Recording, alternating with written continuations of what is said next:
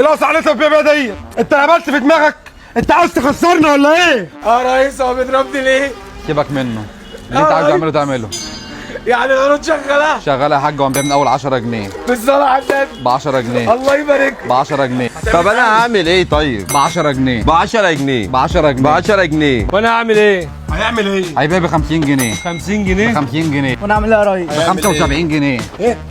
ب 75 جنيه 2 في 3 بكام؟ بكام؟ 350 جنيه 350 جنيه 350 جنيه 350 جنيه ايه ده انت هتعمل عرض برضه على الدفايه تاني؟ هنبيع ال 3 ونص بطانيه بدل 1500 جنيه ب 1000 جنيه. الله يبارك كفايه تاني؟ هنبيع الاربعه امجاد بايه؟ ب 1000 جنيه، الاربعه دفايه امجاد ب 1000 جنيه. حتى انت يا عشري هنبيع ايه؟ بس ضيع هنبيع الخمسه دفايه ب 1000 جنيه ابعتها له.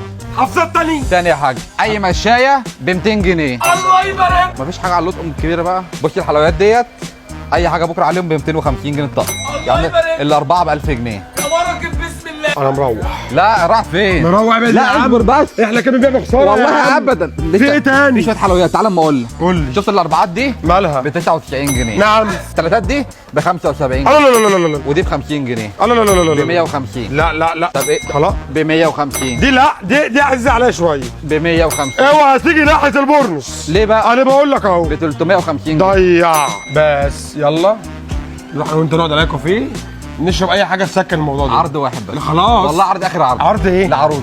هنبيع البطانيه دي بايه؟ ماشي بسعرها يعني بكام يعني ايه؟ بكام؟ يعني بيعدي 1000 جنيه. ب 10 جنيه على جاج العروسه. ايه؟ ب 10 جنيه. بس انت كده بتخسر يا معلم. المهم انك تقول لي يا معلم. وطبعا كالعاده مول حرير مول السعاده. خصم 25% على جميع المفروشات.